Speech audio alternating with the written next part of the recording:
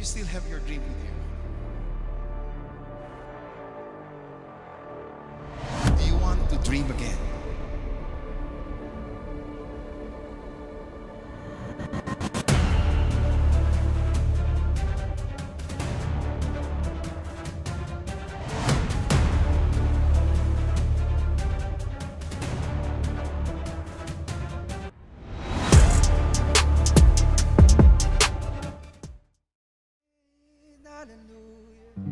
A blessed morning po sa ating lahat. Ayan. Pwede ko po ba kayong maimbitahan na tumayo? And we will praise and worship the Lord together. Ayan. Hallelujah. Praise the Lord. Praise the Lord. Praise the Lord God. Pwede mo po bang pakibati yung katabi mo na hello, child of God. Ayan. You are beautifully made by the Lord. Ayan. Hallelujah. Praise the Lord. Sino po dito yung natutuwa ka at nagagalak ka? You have a privilege to worship and praise the Lord. Na mararanasan mo, alam mo that you expect something to the Lord. Na mararanasan mo yung presensya niya. That even though that there's something you are facing now, you are confident that God is with you. Before we start praising, before we start singing and dancing to the Lord, can we start this moment with a prayer, a heart that's full of gratitude, a heart that is thankful because God, you are good and faithful. Can we pray for the Lord? Can we thank the Lord in this very moment? Hallelujah.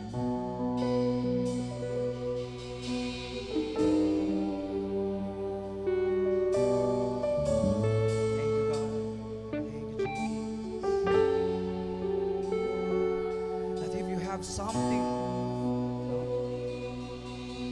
that in your heart na gusto mong ipasalamat sa Panginoon, huwag kang mag-hesitate, kapatid. Sa lahat na lumalapit at nagpapakumbaba sa harap ng Panginoon, God will never reject you. God will always respond in His love. That's why He gave His Son for us to have a life that full of joy, that peace overwhelms us.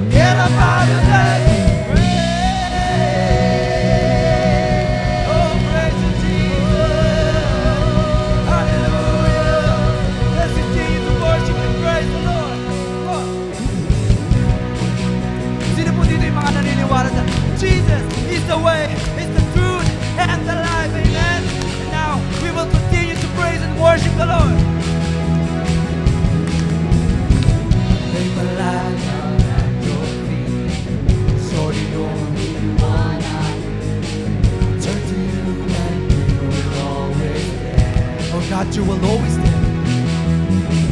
So many times since you I've seen, but you first has all I need. A humble Lord I am over you. Everybody! One way, Jesus, you're the only one that I could live for. One way, Jesus, you're the only one that I could live for. Come on. Hallelujah. You will always there, every how and everywhere. Grace abounds so deep within. Yes, God. You will never ever change. Yesterday, today, the same. Forever, dear, forever. He's your name. Come on, sing one way. One way, Jesus, you're the only one that I could live for. One way, Jesus, you're the only one that I could live for. One way, Jesus, you're the only one that I could live for. One way, Jesus, you're the only one that I could live for. Yes, God. Hallelujah. Not myself.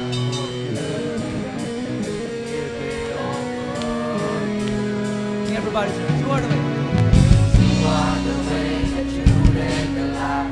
Live by faith and not by sight. For you, living on for you.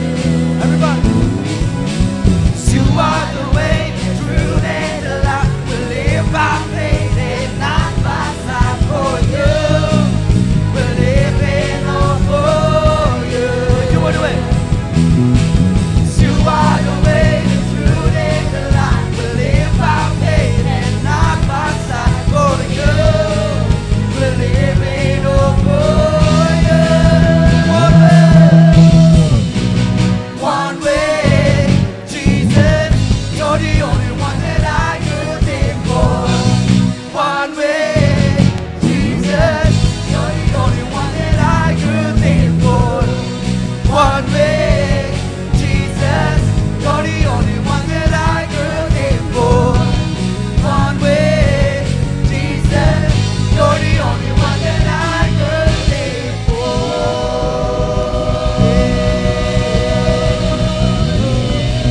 Oh, praise you. Oh, praise the Lord. Hallelujah. Hallelujah. You are truly good and faithful, God. Praise the name of the Lord in this place.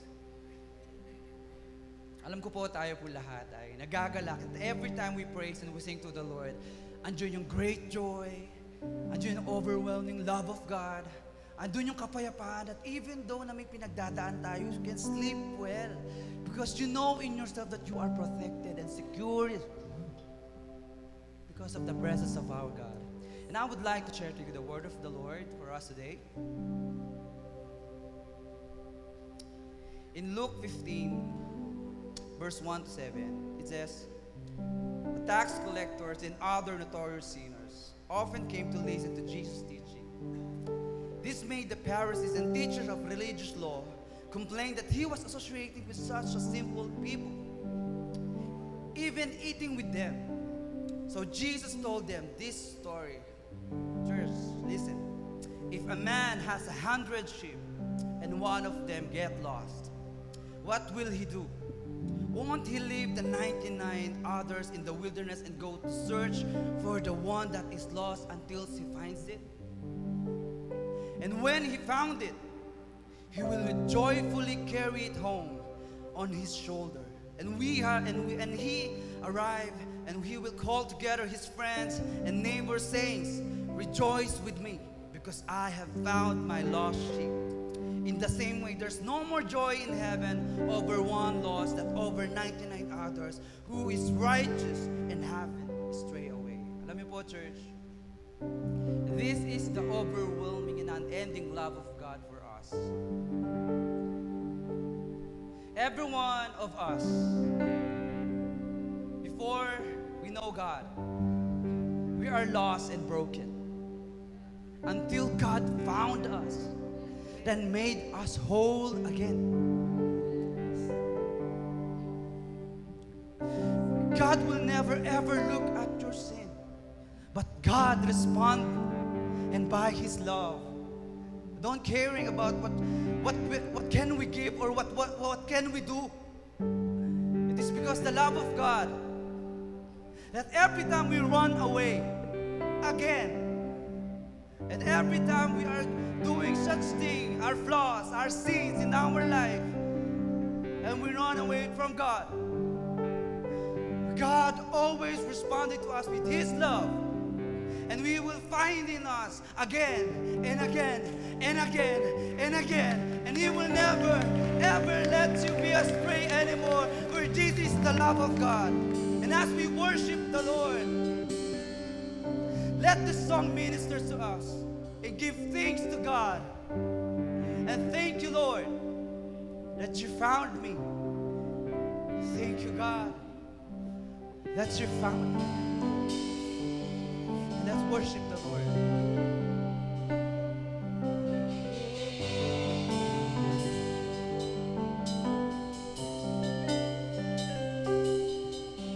I have tasted, I have seen the realness of your love for me. It's written on your hands and feet. It's all the evidence I ever need. It's your love is better than life. I can't even wrap my mind around it. One day here in your house is better than 1,000 elsewhere. Your love keeps on running, keeps on running, keeps on running after me. Keeps on running, keeps on running, keeps on running after me. And there's no one that can take your place. Yes, Lord. There's nothing that can separate.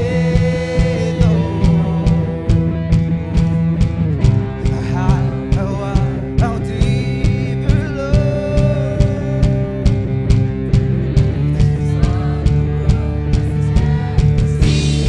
Sing your love. It's your love, it's better than life. I can't even wrap my mind around it. One day, here in your house, is better than 1,000 elsewhere. Your love keeps on running, keeps on running, keeps on running after me. Keeps on running, keeps on running, keeps on running after me. It's your love, it's better than life. I can't even wrap my mind around it. One day, here in your house, better than 1,000 elsewhere. Your love keeps on running, keeps on running, keeps on running after me. Keeps on running, keeps on running, keeps on running. Run, run, running, run, run, running, run, run, running, run, run, running after me. Run, run, running, run, run, running, run, run, running after me. You're chasing me now, you're chasing me now. That's Jesus. Surely. Surely. Oh, thank you, Lord.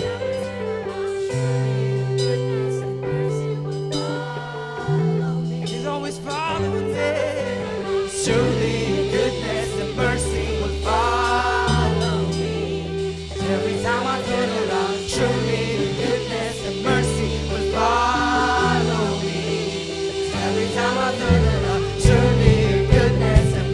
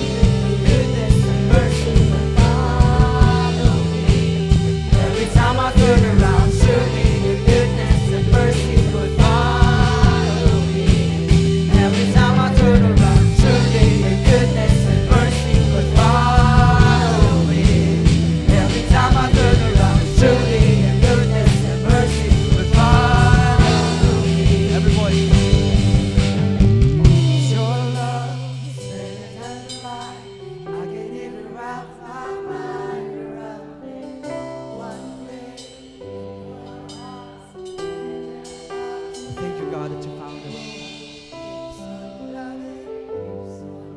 Thank you, Lord.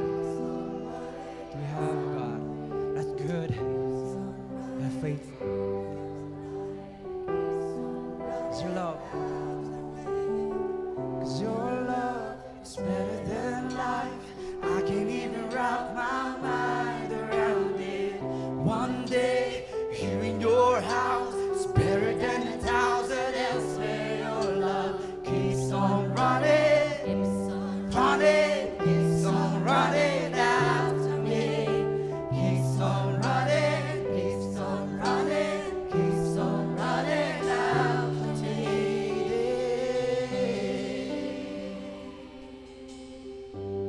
This is how you love us. Your love is like a deep ocean. It can overwhelm me. Lord, this day, Panginoon, we offer you our heart. We are grateful and thankful for all the things that you have done and because who you are in our life.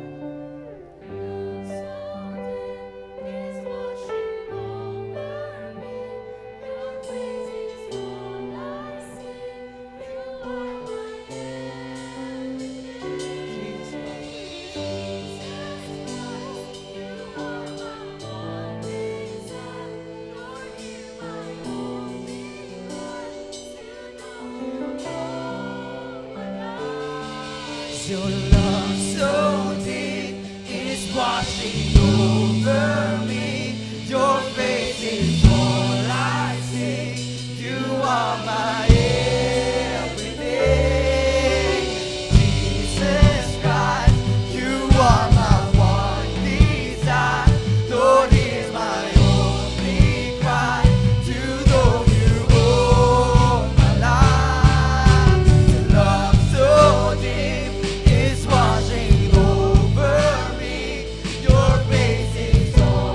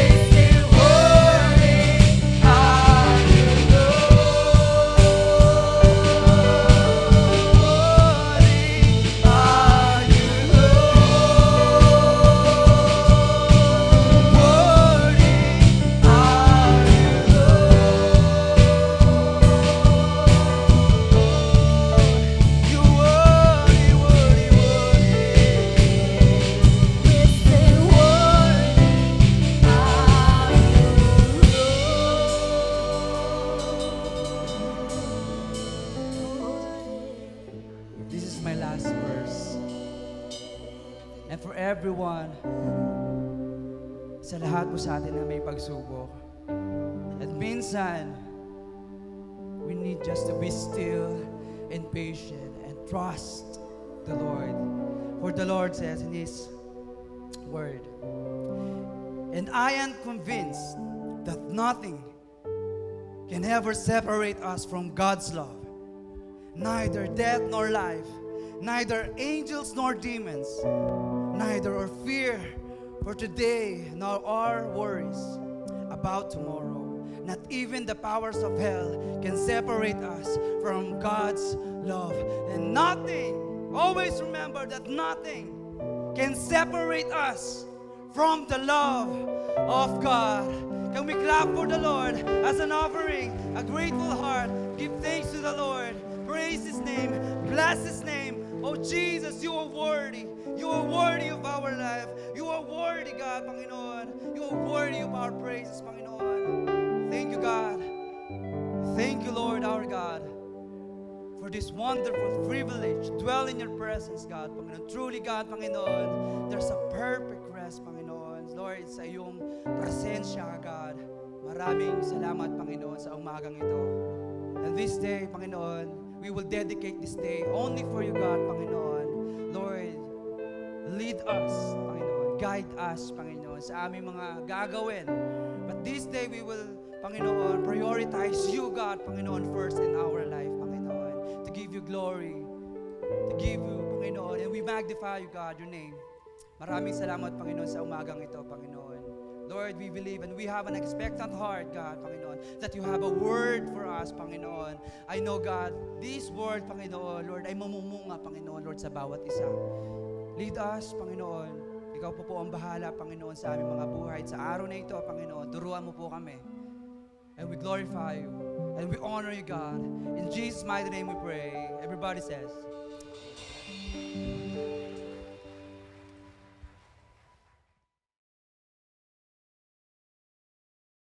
Alright, sige po, bago po tayo pumunta sa word ng Lord, meron po ba tayo mga first-timer po dito? Those who came for the first time, we just want to welcome you. Ayan, wow, praise God.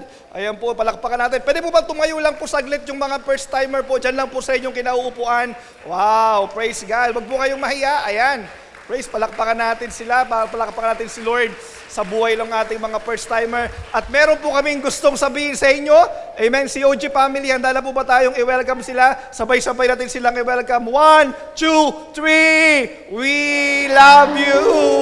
Ayan. Salamat po sa pagdalo sa ating simbahan, and we believe na hindi lang po ito yung first time na makakasama po namin kayo, but make this church as your permanent spiritual home. Amen? You are part of our family now. Amen po, and salamat po dahil alam po natin na hindi po ito yung huli na makakasama namin kayo, but ito po ay simula pa lamang na kayo po ay makasama namin. Amen? And today, sino po excited sa word ng Lord ngayon? Amen? Amen. Sabihin mo sa katabi mo, may gagawin ang Lord sa buhay ko ngayong umagang ito. Amen. Alam niyo po, every time we come to church, hindi lang po tayo pumunta ng church. It is not just a religious activity every Sunday. Amen. But every time we come to church, there is an expectant heart. The Lord, You will do something in my life. You will speak to me. You will change me. You will transform me. You will bless me. Amen po? Sino po yung pag pupunta ka ng church, may expectation ka sa Lord? Amen? Kasi pag pupunta ka dito para masabi lang na ikaw ay Kristiyano at hindi ka nag-expect na mayroong gagawin ng Lord sa buhay mo, amen, maybe you are missing a lot. Amen? Because God wants to do something big, something even more in your life. Amen? Kaya bago po tayo mag-start, pakicheck muna kung mayroon pang mga tao sa likuran, kasi alam niyo po minsan sa labas, after sumayaw, after kumanta, grabe, nagja-Jollibee na. Ano po, no? Kaya doon na, tumatambay na sa labas, nakakalungkot kasi we don't revere the presence of God, the Word of God. Amen. Kapag ganun po yung ating action. Amen. Ayan, di ba? O pumapasok na, marami atang nasa labas nga. Wow. Praise the Lord. So, are you ready for the Word? Amen. So, ito po ang ating pag-uusapan ngayon. Title po ng ating message for today. Ang tanong po, are you in trouble? Ayan, ano po? Sino na po dito ang napatrouble na? Ayan, ano po yung nakaranas ng trouble sa kanyang buhay? Amen po. Siguro po lahat tayo makaka-relate po tayo dito. Are you in trouble? When we say trouble, difficulties. Amen po. Problem or distress sa ating buhay. Amen. Nararanasan natin yan. Nakaka-encounter tayo ng problema or trouble sa buhay natin. Amen po. At alam niyo po kapag tayo po ay nakaranas nito at hindi natin alam ang ating gagawin o ang ating pong actions ay mali o hindi tama, pwede po tayong mapahamak or pwede pong maging pangit yung kalagyan natin. Amen? At alam niyo po, meron pong, yan po yung pag-uusapan natin mamaya sa Genesis chapter 5, verse 1 to 3. But for now, amen po, meron pong mga reason, minsan kung bakit po natin nai-encuentro ang trouble sa buhay natin. Amen po? Troubles we encountered. Amen. Una po yung trouble you committed. Amen. Sino po dito yung nakagawa ka ng trouble na ikaw ang may kasalanan? Taas ang kamay. Grabe, parang unti Ako lang ata. Ako po, marami po akong trouble sa buhay. Amen po, marami po akong naranasan sa trouble sa buhay, marami po akong maling desisyon na nagawa, marami po akong maling aksyon na nagawa, marami akong nasabi na mali. Amen, that caused me trouble in my life, trouble that I committed, trouble that you committed. Amen po. At hindi lang po yan, ano ba yung trouble minsan na na-encounter natin? Ito po yung trouble you committed because of other person. Ayan. Amen. Yung napatrouble ka, dahil may nadamay ka sa iba, o kaya may ginawa sa'yo, nag-retaliate ka, lumaban ka, amen, or yung iba naman, dahil sila ang may gawa, nadamay ka, amen, doon sa trouble na yon, amen, at nagkaroon ka din ng trouble doon sa ibang tao. Amen? Are we still here? Can we relate with this? At hindi lang po yan, ito po ang matindi. Bakit? Trouble you committed because of other person. At merong trouble committed by other person. Trouble committed by other person, pero ikaw ay nadamay. Amen? Ikaw ay, naisama doon sa trouble na yon. Amen? Because of other person. Amen po, dahil meron pong ginawa ang ibang tao. Amen. At alam niyo po, ngayon pong umagang ito, pag-uusapan po natin ang buhay ni Jacob. Amen. Sino po nakakakilala kay Jacob? Amen. Si Jacob po ay anak ni Isaac. Amen. Ang kakambal niya po ay si Esau. Amen. Hindi po si Esau, si Esau, tawag nila yung iba. At alam niyo po, ito pong si Jacob, na-encounter niya itong lahat ng klase ng trouble na ito. Trouble na kanyang ginawa, trouble na nadamay siya, trouble na nag-retaliate siya. Amen po, experience trouble. At tignan po natin kung ano po yung ginawa niya or pinagawa ng Lord sa kanya during the encounter of trouble in his life. Kaya po niya ito na-overcome. Amen po? At ano po ba ang na-encounter po ni Jacob? Si Jacob encountered trouble with his brother Esau. Amen po. Alam niyo po yung story. Amen po. Yung dinisib niya yung kanyang kapatid, ibibless siya ni Isaac. Dapat si Esau ang ibibless ni Isaac. Nagpanggap si Jacob. Dinisib niya yung kanyang kapatid kasi yung time po na yon, yung Old Testament time, ang blessing, hindi po yung, di ba ngayon, kailangan mayroong kang will, testament, tama po? Para maipasa. Noon po hindi po ganon. Yung salita lang nung tatay, nakakapag-transfer na ng blessing. Are we still here? Amen. Yung papatawag niya, dahil po si Isaac ay matanda na, amen po, pinatawag niya yung kanyang anak na si Esau. Amen. Kaya lang, nagpanggap si Jacob na siya yung si Esau. Amen po, nagpanggap siya at siya po yung na-bless ng kanyang tatay. Jacob deceived his brother Esau, amen, and he encountered trouble with his brother. Yung nalaman po to ni Esau, ano po nangyari sa kanya? Hinabol po siya, papatayin siya, kaya po siya ay tumakbo doon po sa kanyang tito na si Laban. Hindi po si Bawi, si Laban, amen. At yung napunta siya doon sa household ni Laban, amen, naka-encounter din siya ng trouble with this uncle Laban. Bakit po? Kasi ito pong kanyang anak ay si Rachel, amen po, tsaka si Leah ay niligawan, amen po, niligawan po ni Jacob, at dapat kukunin niya, mali po yung binigay sa kanya, yung ate yung binigay, amen po, kasi po noon, para po, pag ikaw ay nanliligaw noon, kailangan mong pagtrabahuhan. Amen po, 7 years pinagtrabahuhan niya bago mali yung binigay sa kanya. Amen? Alam niyo po noon, bago ka makapangligaw, bago mo makuha yung kamay o yung oo ng isang babae, kailangan mong pagtrabahuhan. Grabe ngayon, sa Facebook na lang. Ano po, ngayon sa Facebook na lang, ngayon inaangkas na lang sa motor, okay na. Grabe. Pero noon, 7 years, magtatrabaho. Kaya binisib siya ni Laban, ang binigay yung ate, hindi naman yun yung naano niya. Amen. Kaya nagtrabaho na naman siya ng 7 years, another 7 years, para po makuha yung babae na gusto niya pong pakasalan. Amen po. Kaya nagka-problema po siya at umalis po siya doon kay Laban. Amen. Kasi po dinisib naman po siya ni Laban. Ano po, trouble he encountered because, he committed because of other person. Are we still here? Amen. Parang nakarelate lang kayo doon sa Facebook na ngayon. Ano po, na message na lang sa Facebook. Dati 7 years. 7 years pag natrabaho. Kung makikita nyo po yung trabaho noon, magsisibak ng kahoy, mag-aalaga ka ng mga flax, maglilingkod ka sa magulang. Amen. Ngayon, magugulat ka na lang. Diba? Facebook lang, mamaya, meron ng pakwan. Nakakagulat. Dati po, hindi po ganun eh. 7 years, para po ligawan, akurin ang kamay, ligawan ang magulang. Amen. Ngayon, nagugulat ang magulang eh. Ha? Ayan na, di ba? Nagkakagulatan na. Dati po hindi, ang pangliligaw po sa Bible, yung time na yon, amen, sinisimulang ligawan ang magulang. Parang, sabi hindi na, old passion na si pastor. You call me old passion, but I will preach what is in the Bible. Amen po? Kaya yun po, nagkaroon siya ng trouble, ba't ba ako napunta doon? Amen po, no? So, ba't ba ako, yan po yung kanyang trouble na na-encounter. At hindi lang po yan, ito po yung last na na-encounter niya. Jacob encountered trouble with Canaanites and the Perizzites. Amen po? Bakit po siya naka-encounter ng ganyan? Kasi po yung kanyang anak na si Dina ay ni-rape. Ni-rape yung kanyang anak, amen, ni Shechem. Ano pong ginawa ng kanyang mga kapatid? Yung kanya pong mga kapatid ay gumanti. Amen? Gumanti po yung mga kapatid. So para po malaman natin yung story, ito po yung Genesis chapter 34 verse 1 to 2. Ito po yung story ni Jacob at saka po yung kanyang family. One day, Dinah, the daughter of Jacob and Leah, went to visit some of the young women who lived in the area.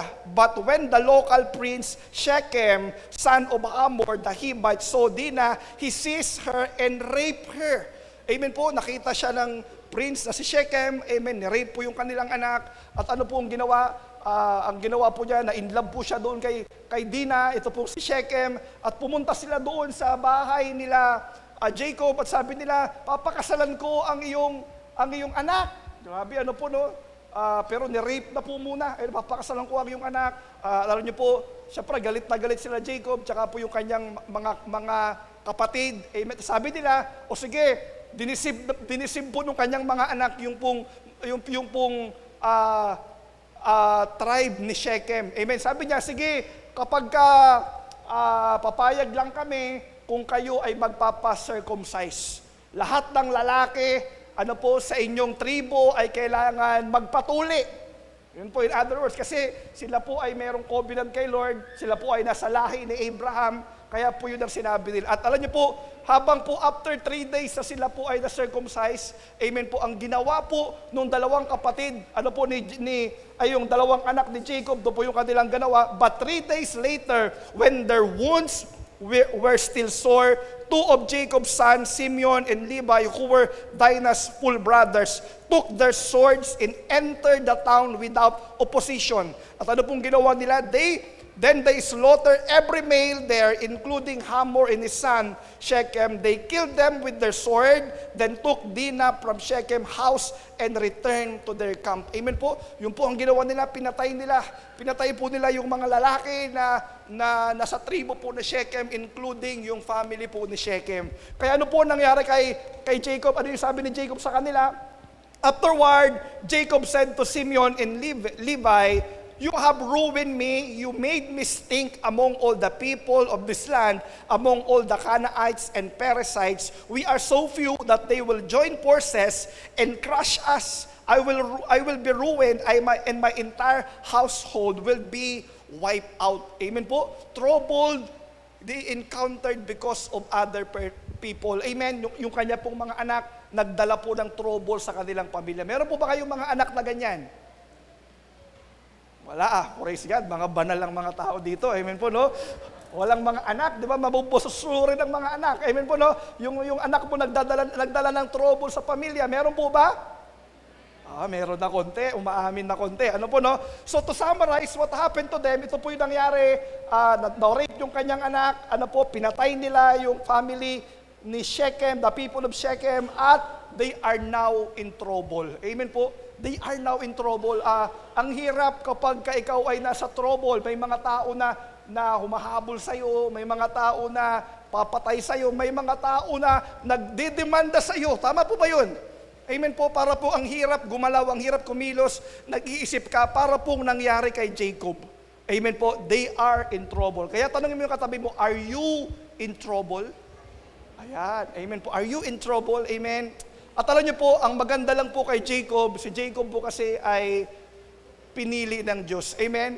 Yung siya po ay nasa trouble, ang Lord ay nangusap sa kanya. Amen. That's why we need to be very careful. Ano po, we need to be sensitive to the Word of God when we are in trouble.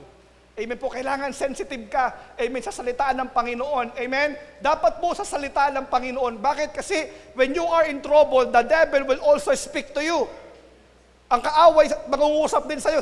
Sasabihan ka rin ng mga bagay para makagawa ka palalo ng mali. Are we still here? Amen? Kagaya po nito, pwede niyang sabihin na, ano po no, na, sige, labanan nyo na lang para sabay-sabay na tayong mamatay. Diba? Pwede po yun yung ibulong ng kaaway. Amen. Pero ang one good thing po dito po kay Jacob, ang Lord ay nangusap sa kanya. Nangusap po sa kanya. Amen. When we are in trouble, maybe sometimes we are in panic mode. Amen. Ang iba po sa atin siguro, tayo po ay nag-worry na.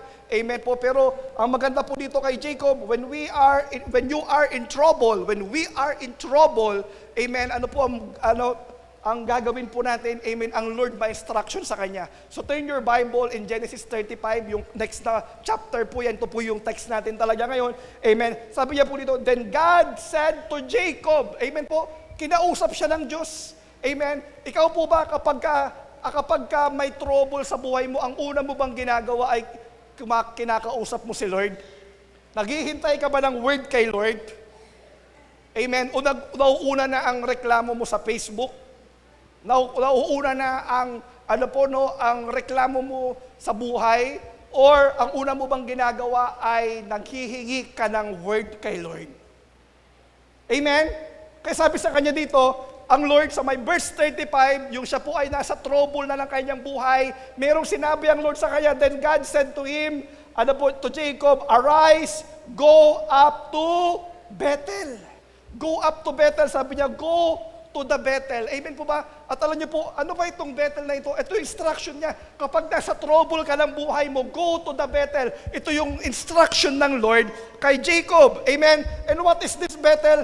Bethel is no other than the house of God. Amen?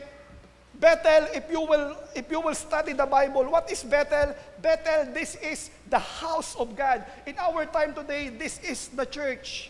Amen? Bakit kaya sinasabi kapag ka-trouble ka, minsan pag tayo ay in trouble, minsan lumalayo pa tayo sa templo ng Diyos. Amen? Ayaw pa natin magsimba, ayaw pa po natin pumunta. Pero sabi sa kanya dito, ang matindi, then God said to Jacob, arise. Sabi mo sa katabi mo, arise. Amen? Kasi yung iba kapag ka nasa trouble, ayaw na mag-arise. Amen? Nade-depress na lang, dito na lang ako, wala nang gagawin. Amen po? We need to arise. Sabi mo sa katabi mo, tapikin mo yung kaliwat kanan, arise kapatid! Huwag kang maglugmok dyan. Amen? We need to arise. Amen? And go up to Bethel. At ito pong matindi, instruction ng Lord, and go up to the Bethel and dwell there. Ano pong ibig sabihin ng dwell? It means manirahan ka, manatili ka. Amen? Kaya kapag may trouble sa buhay mo, kailangan, sabi ng Lord, you need to go to the Bethel, you need to go to the church. Amen. Bakit po ba tayo kailangan, amen, pumunta dyan? Minsan na isasantabi po natin ito, minsan nabibisi tayo sa ibang bagay, minsan least priority natin ang church, ang templo ng Diyos. Amen.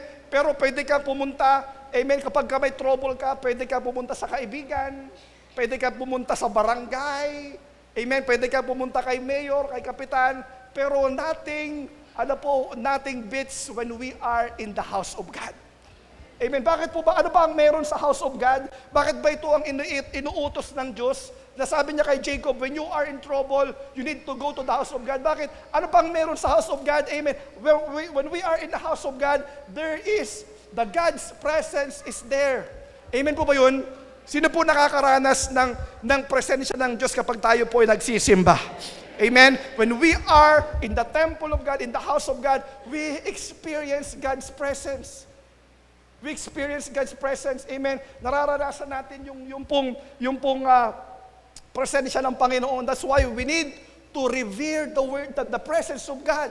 Amen? When we are in His temple, we need to focus on Him. We need to worship Him. Bakit? Kasi yung presensya ng Diyos andito.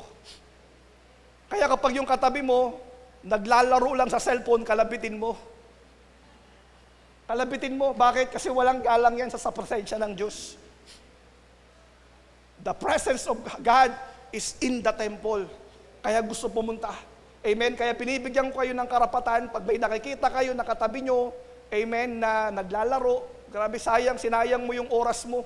Kung nasa loob ka ng templo, andito ang presensya ng Diyos. Bago ikaw, naglalaro ka ng Mobile Legends, nagpe-Facebook ka lang, wow, what a disrespect to the presence of God. Wow. Amen po? Kaya sayang, sana naiwan ka na lang sa bahay para doon. Hindi ka pa namin, baka naistorbo ka pa ni pastor. Nakakahiya naman sa'yo, dito ka pa maistorbo. Amen po? God's presence in the house of God. At ano pa ba ang meron sa house of God? Andito ang kapayapaan. Amen. We feel the peace of God that surpasses all understanding. Amen po, nararanasan natin yung kapayapaan na nagmumula sa Diyos when we are in the house of God. Kaya, when we are in trouble, amen, kapag may kapayapaan, nakakapag-isip ka ng tama. Nakakagawa ka ng desisyon ng tama. Kasi mayroong kapayapaan sa puso mo. Amen. You are in the right mind when you have peace in your heart.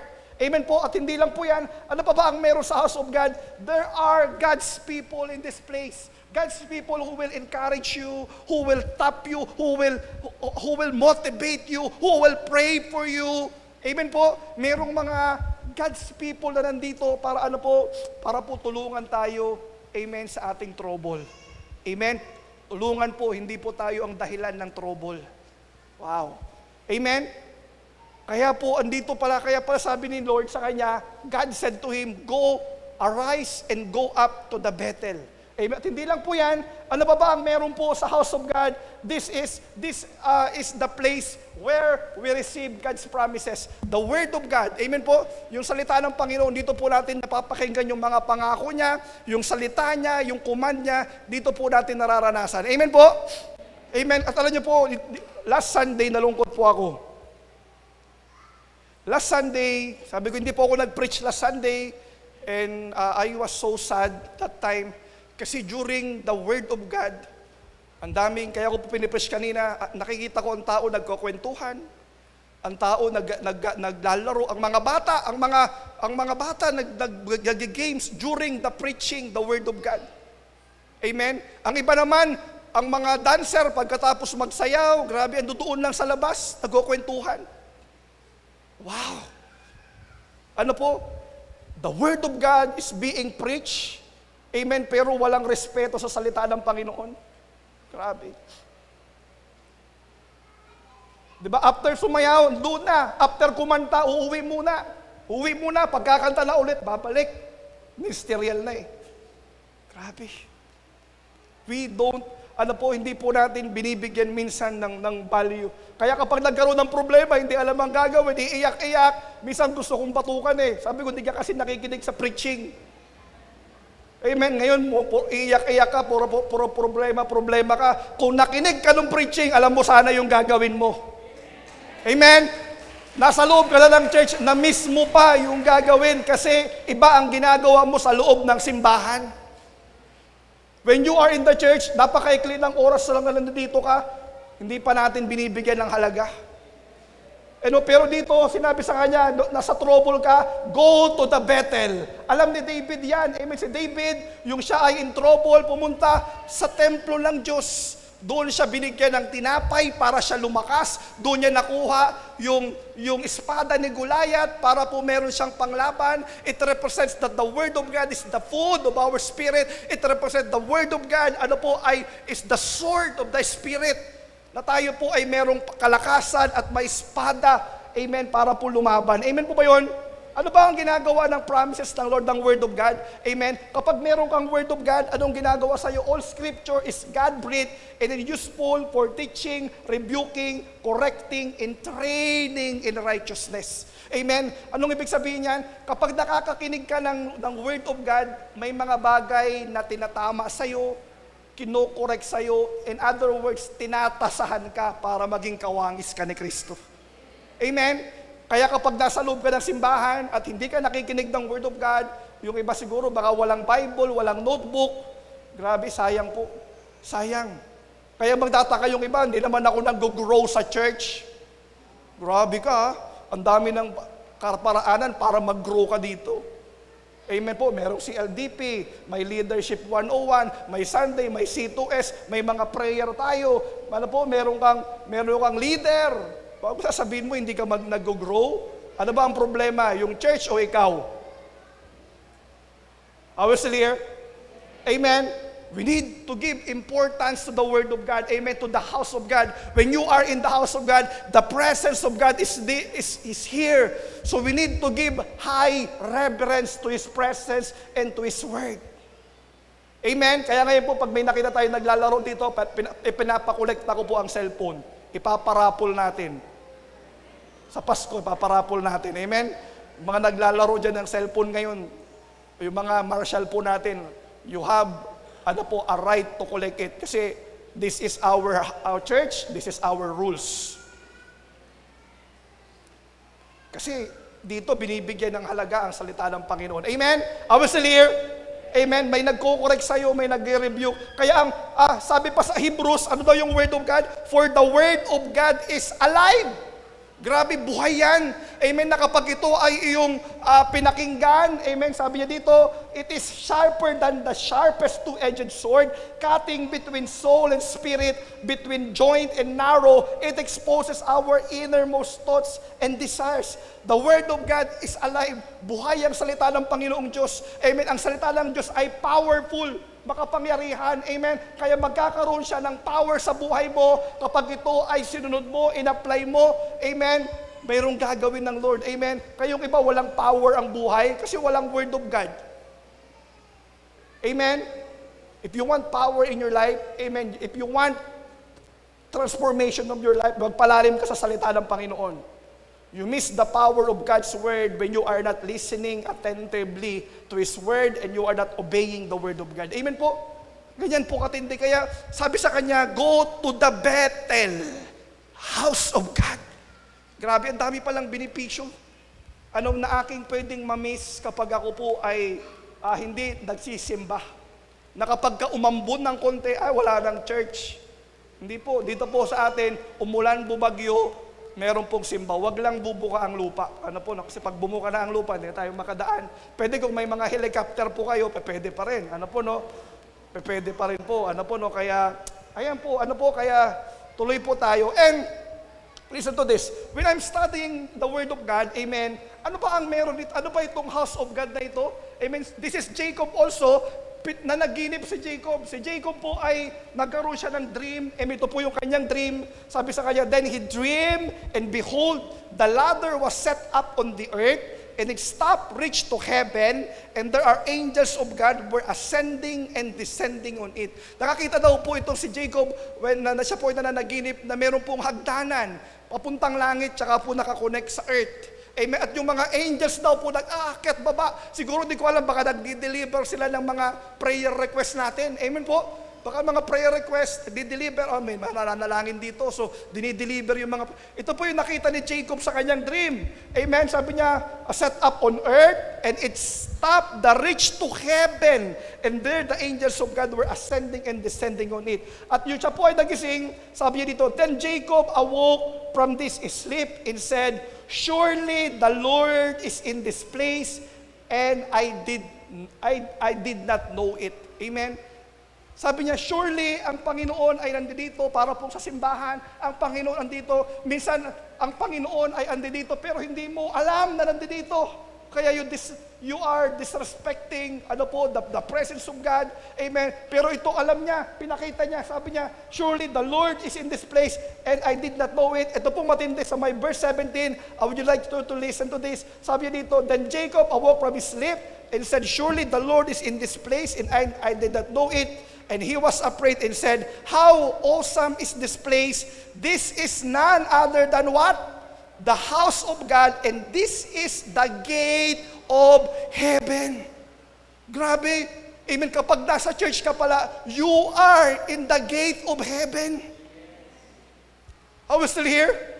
Amen. Kaya pala sabi sa kanya ng Panginoon, go to the Bethel.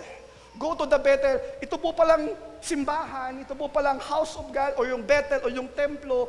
When you are here, you are in the gate of heaven. Kaya po, importante po na tayo ay, lagi po tayong nagsisimba.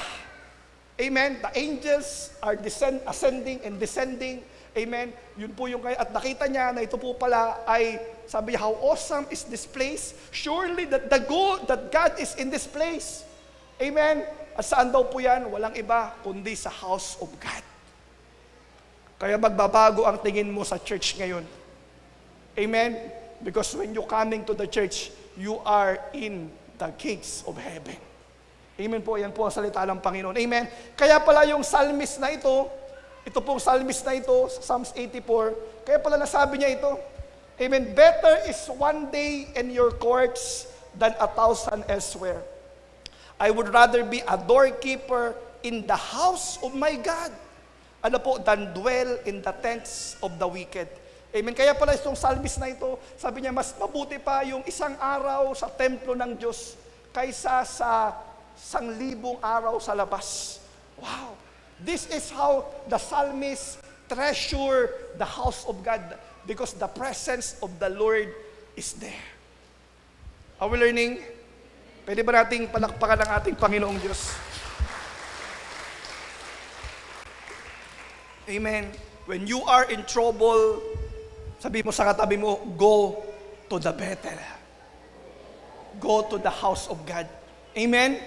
Hallelujah. At ano pa po yung pinagawa po kay Jacob? Amen. Ano pa po yung pinagawa sa kanya? Then God said to Jacob, arise, go up to the Bethel and dwell there and make an altar. Amen. And make an altar there to God. Amen po. When you are in trouble, amen, hindi ka lang po nagsisimba because church is the place you go, but altar is the place we build. I was clear? Altar, church is the place we go, but altar is the place we build. Amen po. Kaya sabi dito, make an altar there for God. Amen. Gumawa ka ng altar para sa akin, para sa Diyos. Amen. Alam niyo po yung altar, it means slaughter to sacrifice. Slaughter to sacrifice. When you are in altar, there will be sacrifice. This is the place where you will meet God. Amen. Ito po yung altar. Kaya po, hindi po enough na tayo ay nasa simbahan lang. Amen. That church is good, the place we go, but make an altar before the Lord. Make an altar of God. Amen. Sabi sa kanya, gumawa ka ng altar para sa akin. Tayo po ba, are we building our altar in our lives?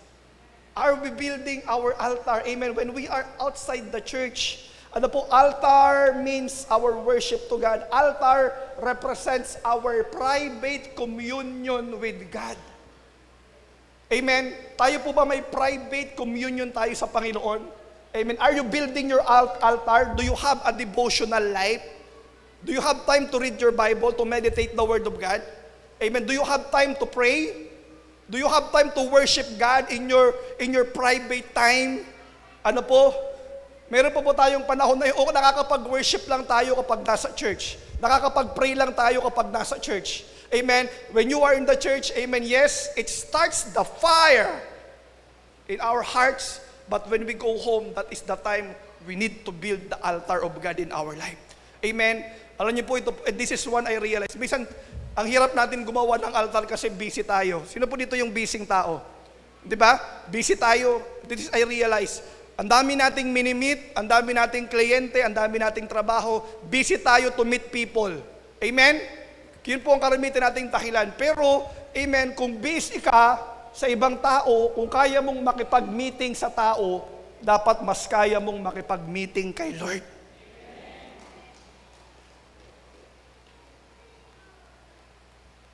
Kung busy kang makipag-meeting sa tao, dapat mas busy ka, mas una kang nakikipag-meeting kay Lord. Kung may time kang makapag-meeting sa tao, dapat mas may time ka na makipag-meeting kay Lord. Kaya sabi ko, hindi pa pwedeng walang time. Hindi pa pwedeng walang maraming dahilan na wala tayong time to build our altar. We have time to other people. We need time for God. He is our Creator. He gave us life. Amen po? Ang tanong, are you building your altar? Are you building your altar? Amen? Ang iba po sa atin dito, baka tayo ay nagbi-ministry.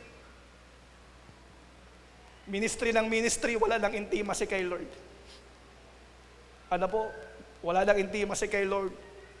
Parang pupunta lang sa church, ano po? Pinaghahandaan mabuti ang isusuot. Pinaghahandaan mabuti ang costume, ang practice. Pinaghahandaan ang kailangan ng kanyang buhok ay hindi pag pumunta ang langaw, madudulas.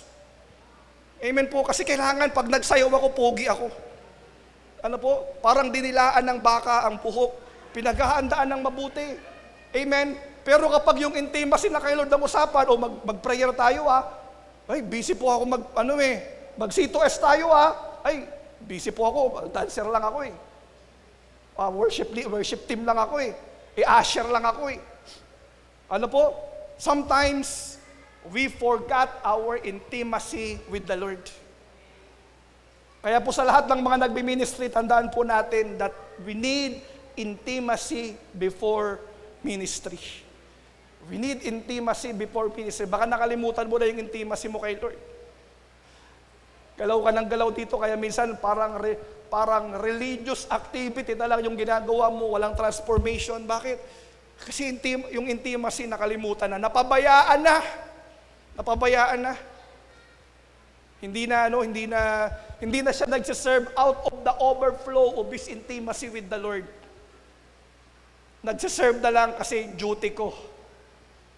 Schedule ko. Kaya nakakalungkot, meron akong kabataan na kausap, isang yung sinabi sa akin,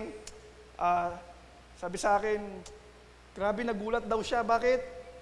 Tinanong daw, bakit di ka na nag-C2S? Ba't di ka na nagpe-prayer? Panay ang sayaw mo, hindi ka na nag-small group. Ay, kuya, sabi daw sa kanya, kuya, opo, magsasayaw lang ako ngayong linggo. Bago bababa na ako. Grabe. Instead na ayusin yung relasyon kay Lord at tinatama, ang iiwanan na yung ministry. Bakit? Kasi ayaw magpakorek na ayusin ng intimacy. Nakakalungkot. So ano palang ibig sabihin? Kapag kinokorek ang intimacy, ayaw na mag-ministry, ibig sabihin, you are serving not because of God. You are serving just because of ministry. Amen? Even the worship, isa pinaghahandaan ng mabuti, naayos ang mabuti, may excellent sheet, meron tayong ginagawa, amen po no, pinagbubuti lahat, wala namang problema yun. But sometimes, the problem in worship is to worship.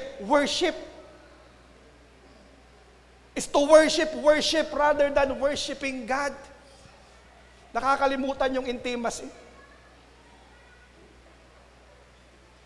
Kaya dito, sabi sa kanila, make me an altar.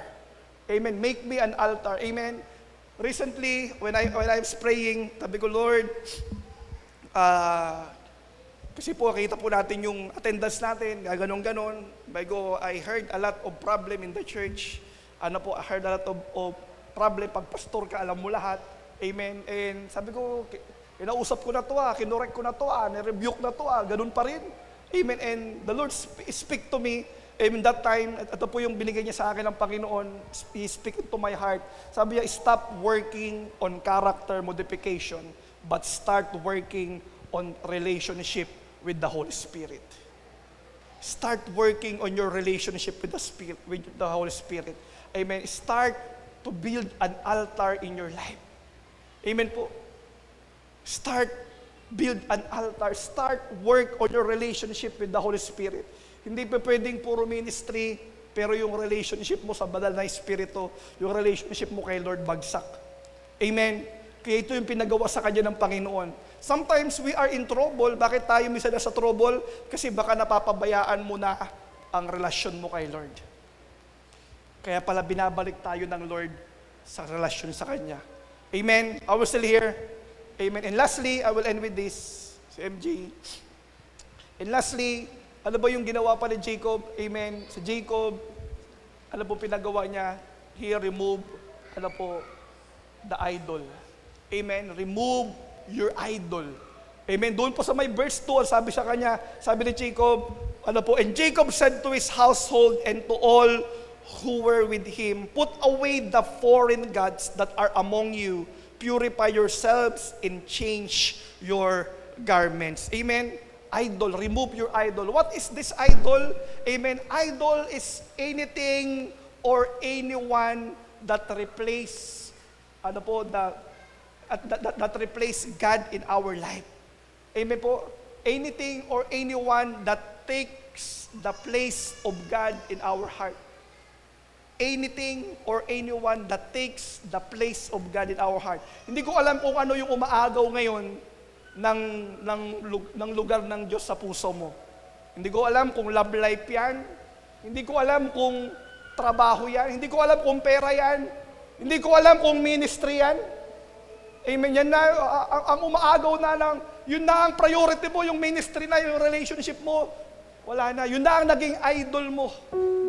Yun na yung naging idol mo. Amen. O hindi ko po alam kung posisyon sa buhay, yan na yung idol mo. Amen. Kaya po nakakalungkot, pag yan pong idol na yan, yan po ang papatay sa relasyon natin sa Lord. Kaya sabi niya, remove your idols. Amen. Put away the foreign gods. Put away those idols in our life. Amen. Put away these things, these people that takes the place of God in our hearts. Amen po. Kaya po yan, ito po yung nangyari. Bakit po, ano ba ang danger ng idol sa buhay natin? When we have this idol, what is the danger of this? Amen. Kasi baka po ito po yung pumapatay sa relasyon mo kay Lord ngayon. Ito yung unti-unti kang hinihila, kaya nawawala ka sa Panginoon. Nawawala yung relasyon mo. Dati on fire ka kay Lord, dati mainit ka kay Lord, dati talagang bago ka mag-ministry, hindi ako nakapagbabad sa presence mo, Lord eh. Kailangan ko yung presensya mo, Lord. Kailangan, I'm serving you not out of obligation, but out of the overflow of my relationship to you. Dapat ganun. Kaya ka nagsiserve because of the overflow of your relationship with the Lord. Ngayon, baka unti-unting namamatay. Unti-unting nawawala because of the idol in our life. Something or someone that takes the place of God in our heart. Pwede tayong mag-evaluate ngayong umagang ito. What is the condition of my heart today, of my relationship with God today? Ano ba ang danger ng idol? Amen. Ano ba ang gagawin sa iyo ng idol? Sabi, you shall not bow down to them or worship them, for I, the Lord your God, am a jealous God, punishing the children for the sin of the parents to the third and fourth generation of those who hate me. Amen. Ito pong mga may idol sa buhay, when we say idol, hindi lang po ito yung repulto. Anything or anyone that takes the place of God in our hearts, that is idolatry. Amen po. Kasi sabi niya, ano daw ang mangyayari? Ito po ang warning ng Lord sa akin, He's punishing the children for the sin of the parents to the third and fourth generation of those who hate Him. Kaya ngayon pong umagang ito, I don't know your heart. I don't know your heart. At kung meron pong umaagaw na sa puso natin yung kinalalagyan dapat ng Panginoon sa buhay natin. Amen. At ano po nangyari kay Jacob? Si Jacob, ginawa niya po yung sinabi ng Lord. Ano po, nag-go siya sa Bethel. Ano po, nag-build siya ng altar. Ni-remove niya yung foreign gods. And what did the Lord do to Jacob? Sabi, now that Jacob had returned from the Padan Aram, God appeared to him again at the Bethel. At ano pong ginawa ng Lord? God blessed him. Grabe, pinagpala ng Panginoong Diyos. Pinagpala at saying, your name is Jacob, but you will not be called Jacob any longer. From now on, your name will be Israel. So God renamed him Israel. Pinagpala ng Diyos. Nag-build ng altar, bumunta sa Bethel, ni-remove ang foreign idol. In verse 9, nakita niyo po yung pabor ng Diyos, yung pagpapala ng Diyos sa kanya. Hindi lang po yan. Ang sabi niya, then God said, I am El Shaddai, God Almighty. Be fruitful and multiply. You will become great nation. Even many nations, kings will be among your descendants. Amen. Ito po yung dating nasa trouble, pero alam niyo po, inayos ang relasyon sa Panginoon. Are you in trouble today? Maybe God is telling us, anak, kapag may trouble sa buhay mo, baka kinakalabit ka ng Panginoon. Sinasabi sa iyo ng Panginoon, anak, build your altar. Ayusin mo yung relasyon mo sa akin ulit. Ibalik mo yung relasyon mo sa akin. Kaya inaalaw ko yung trouble na yan kasi nakakalimutan mo na ako. Yung priority mo iba na. Yung gusto mong gawin iba na. Dati, on fire ka sa akin. Dati, you want an intimate time with me. But now, you just left your first love. Amen. Kaya kung when trouble comes, ayusin mo ang relasyon mo sa Panginoong Diyos. Amen. Hallelujah. At alam niyo po yung aking pong anak, sabi ko, nag-isip ako ng landing ko kagabi, and I want to share this, not to brag, but to encourage everyone. Amen. Kami po ay meron pong devotion ng aking pamilya. Amen. Yung aking pong anak na si Bella, tuturuan ko siya, minsan isang verse lang, excited siya, tuwang-tuwa siya. Sabi niya, ganun po, Daddy, natutuwa po siya sa salita ng Panginoon. Amen. Natutuwa siya sa salita. At her 4-year-old, amen, she knows how to pray. She loves to study the Bible. Ako po lang tuturo sa kanya. Nakakatuwa po itong aking anak. At sabi ko, bakit ko po ginagawa? 4-year-old, pwedeng hindi pa niya maintindihan lahat. Pwedeng hindi pa niya maintindihan lahat. Pero bakit at her early age, I'm teaching the Word of God. I'm teaching her to pray. Because one day, she will encounter trouble. One day, she will encounter trouble. One day, there will be trouble that she did not commit na pwede niyang maranasan. At one day, maybe I will not be there for her. That's why right now, tinuturuan na ayusin yung kanyang relasyon sa Panginoon.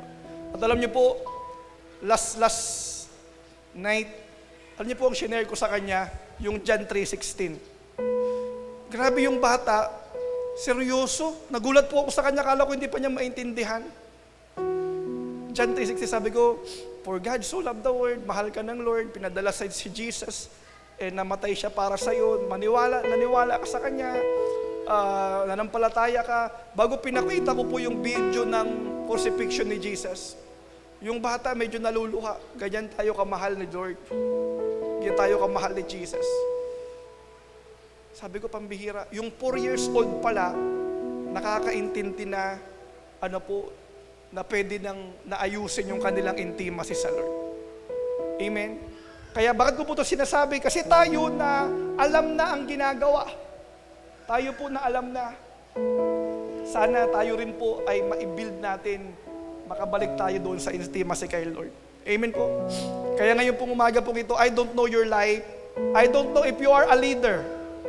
word director ka man, pastor ka man, C2S leader ka man, if you are not right with God today, your relationship with God, kailangan mong ayusin. Lalapit tayo sa Panginoon ngayon. Pwede po ba tayong lahat ay tumayo? Can we all stand up today?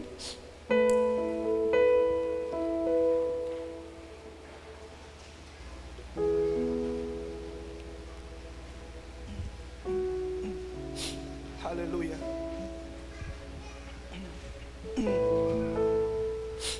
Hallelujah. Can we lift up our hands today? Ngayon, balikan mo kung ano yung time na grabe yung fire mo kay Lord.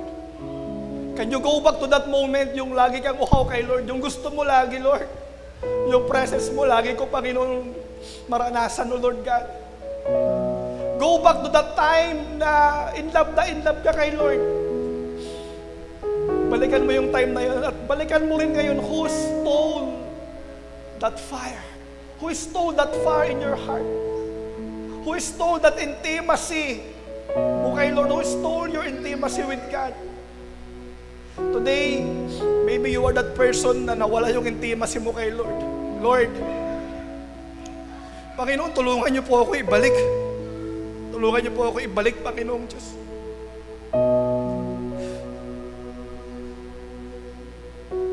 Kasi nakakapagod ng maglingkod ng out of obligation lang. Nang hindi kami nakakapaglingkod, Lord, dahil sa lalim ng intimacy namin sa iyo.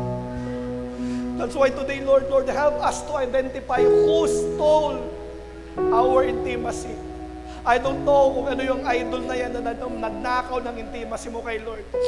But today, we will come to the Lord today. Lord, I want to get back my intimacy to you. I want to get back my relationship to you, God. Can you worship the Lord with this song today as we lift up our hands to God? Hallelujah.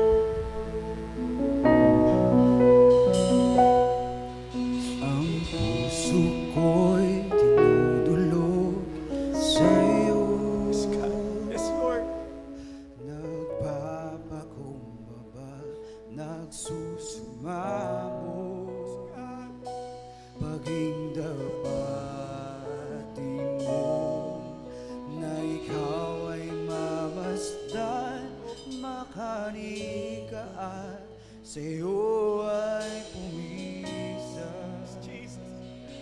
Loobin mo ang buhay ko'y maging banal mong tahanan. Luklukan ng iyong wagas na pagsinta. Hallelujah. Daluyan ng walang hanggang mga papuring pagsamba. Maghari ka, O Diyos, ngayon at kailanman.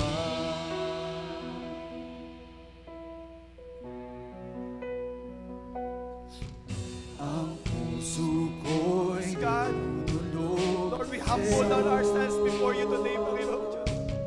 Nagpapakumbaba, nagsusumamo, paging dapatin mo, na ikaw ay mamasdan, makaliigaan. Yes! Ako ay pumisan, tuubin mo ang buhay ko'y maging banal mong tahanan. Luklukan ang iyong wagas na pagsinta. Daluyan ng walang hanggang mga paburit pagsamba. Maghari ka, O Diyos, ngayon at kailanman. Hallelujah. Oh Lord, ngayong umagang ito, kung ikaw yung tao na yan, na Lord, Panginoon, nawala yung intimacy ko sa'yo. Lord, gusto ko, Panginoon, na ibalik mo, Panginoon, yung intimacy ko sa'yo, Lord. Kahit tayo matagal na naglilingkod, kahit tayo ay leader na, alam mo yung kalagayan ng relasyon mo kay Lord ngayon.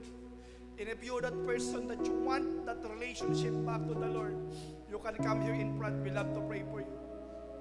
Pwede ka lumapit at magiging totoo ka sa Lord. Magpapakumbaba ka sa Lord ngayon. Sasabihin mo, Lord, Panginoon, ang yabang ko na, Panginoon, kaya ko na lahat, pero hindi pala. That's why today, if you're that person, Lord, I want to get back my intimacy sa iyo, my relationship sa iyo, to you, Lord. Yeah, just come here. And we love to pray for you. Just come. Oh, don't be shy right now. Hallelujah. Hallelujah. Just come. Just come. Just come. The Lord is here today. The Lord is speaking to us today. Sunday is not just a religious activity. The Lord will impart something to us. The Lord wants to change something in us. Oh, hallelujah. Oh, hallelujah. Yes, God. Yes, God. Hallelujah, God. Here are your people, God. Here are your people, Panginoon. Oh, yung mga anak mo, Panginoon, na nakalimot, na nakapagpapaya, Panginoon. The Lord, yung inuna namin. Panginoon, ministry kami ng ministry, pero napapayaan namin yung relasyon sa iyo. Lord, we are in trouble today. Panginoon, dahil Panginoon, di namin inuna yung relasyon sa iyo. Oh, today, God. Oh, hallelujah, Lord. Move in our life, change our life. Daluyan ng walang hanggang mga papurit pagsamba, maghari ka, O Diyos, ngayon at kailanman. Loobin mo ang buhay ko'y maging banal mong tahanan, luklukan ang iyong wagas na pagsinta. Daluyan ng walang hanggang mga papurit pagsamba, maghari ka, O Diyos, ngayon at kailanman. Tuubin mo ang buhay ko'y maging banal mong tahanan, luklukan ang iyong wagas na pagsinta. Daluyan ng walang hanggang mga papurit pagsamba, maghari ka, O Diyos, ngayon at kailanman. Tuubin mo banal mong tahanan, luklukan ang iyong wagas na pagsinta. Daluyan ng walang hanggang mga papurit pagsamba, maghari ka, O Diyos, ngayon at kailanman. Tuubin mo ang buhay ko'y maging banal mong tahanan, luklukan ang iyong wagas na pagsinta. Daluyan ng walang hanggang mga papurit pagsamba, maghari ka, O Diyos, ngayon at kailanman. Luwin mo ang buhay ko'y maging banal mong tahanan, luklukan ang iyong wagas na pagsinta. Daluyan ng walang hanggang mga papurit pagsamba, maghari ka, O Diyos, ngayon at kailanman. Luubin mo ang buhay ko'y maging banal mong tahanan, luklukan ang iyong wagas na pagsinta. Daluyan ng walang hanggang mga papurit pagsamba, maghari ka, O Diyos, ngayon at kailanman. Luubin mo ang buhay ko'y maging banal mong tahanan, luklukan ang iyong wagas na pagsinta. Daluyan ng walang hanggang mga papurit pagsamba, maghari ka, O Diyos, ngayon at kailanman. Luubin mo ang buhay ko'y maging banal mong tahanan. Luglugan ang iyong wagas na pagsinta. Daluyan ang walang hanggang mga papurit pagsamba. Maghari ka, O Diyos, ngayon at kailanman. Luubin mo ang buhay ko'y maging banal mong tahanan. Luglugan ang iyong wagas na pagsinta. Daluyan ng walang hanggang mga papurit pagsamba.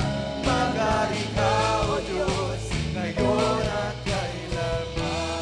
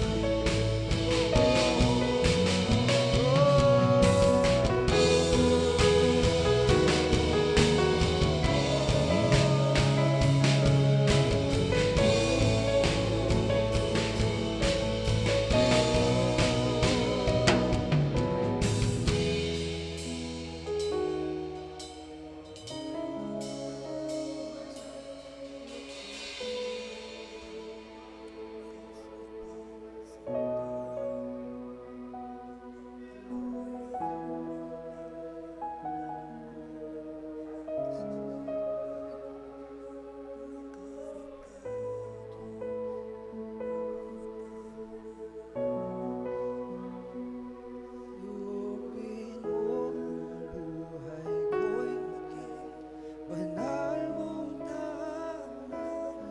Luglugan ang iyong wagas na pagsinta. Daluyan ang walang hanggang mga papurit pagsamba. Maghari ka, O Diyos, ngayon at kailanman. Luubin mo ang buhay ko'y maging banal mong tahanan. Luglugan ang iyong wagas na pagsinta.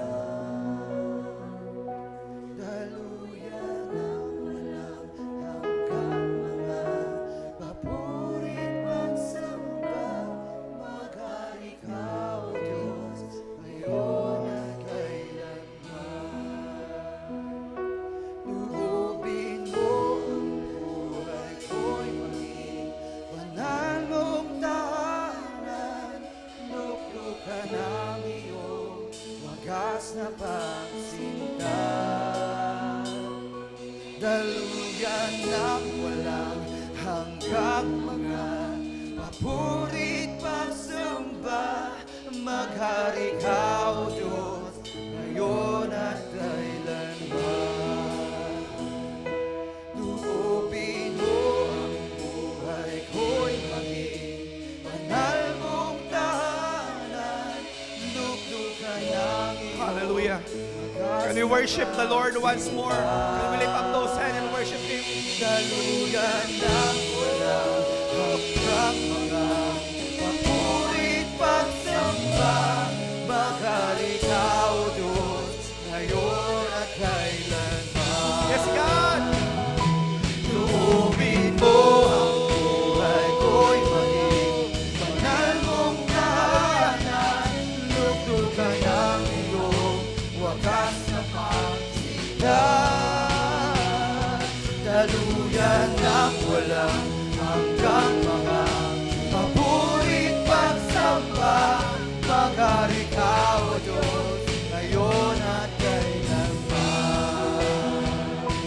Luubin mo ang buhay ko'y maging banal mong tahanan. Luglugan ang iyong wagas na pagsinta.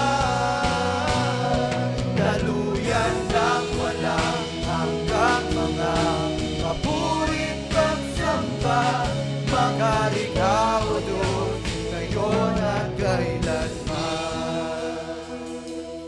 Ubin mo ang buhay ko'y maging banal mong tahanan, luglukan ng iyong nasa pagsimba.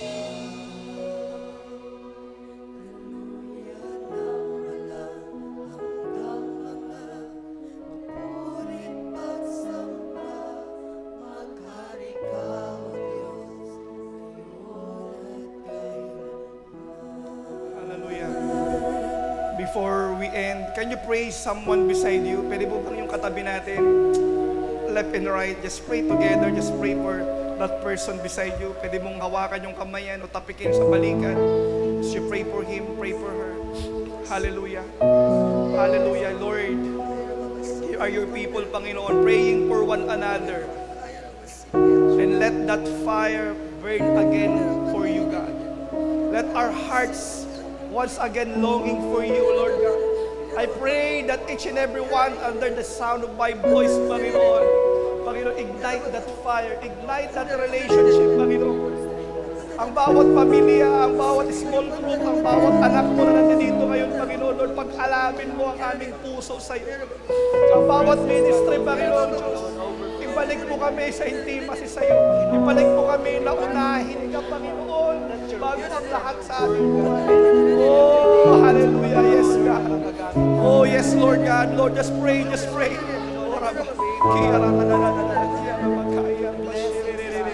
Oh, hallelujah. Oh, yes, Lord. Let this be the place of prayer, place of worship. Oh, hallelujah. Oh, yes, God. Come on, pray, pray, pray, pray. Just pray. Oh, hallelujah. Lord, yung mga naglilingkod sa iyo, Panginoon, ibalik mo kami sa altar, Panginoon, Diyos. Ibalik mo kami sa altar, Panginoon. Ibalik mo kami sa intimacy, Panginoon, Diyos. Oh, hallelujah, hallelujah, God. Lord, I pray for the word na, Panginoon. Panginoon, ang word na, Panginoon, Lord, kami ang nauuna. Kami ang nauuna sa altar. Kami ang nauuna sa panalangin. Kami ang nauuna sa iyong salita. Ang mga network leader, ang mga C2S leader, Panginoon, Lord, we are the frontliner of this church. Nawa, makita sa amin ang alab, ang apoy. Makita sa amin, Panginoon, ang intimacy sa iyo, Panginoon. Oh, hallelujah. Bring that fire back in our hearts in this church, Lord. Hallelujah. Oh, we thank you, God. Lord, let that fire back, Panginoon, sa worship team, Panginoon, sa worship department, sa outreach department, sa relationship, sa discipleship, sa admin, Panginoon. Once again, let this church burn for your glory and honor, God. Salamat, God. Salamat, Panginoon. Oh, Holy Spirit. Hallelujah. Can we lift up our hands to the Lord once again, like to pray for you? Lord, Panginoon, it's not an accident that we are here today. You have a word for us. Itong word na ito, Panginoon, this will be the movement of our life, the direction of our life today.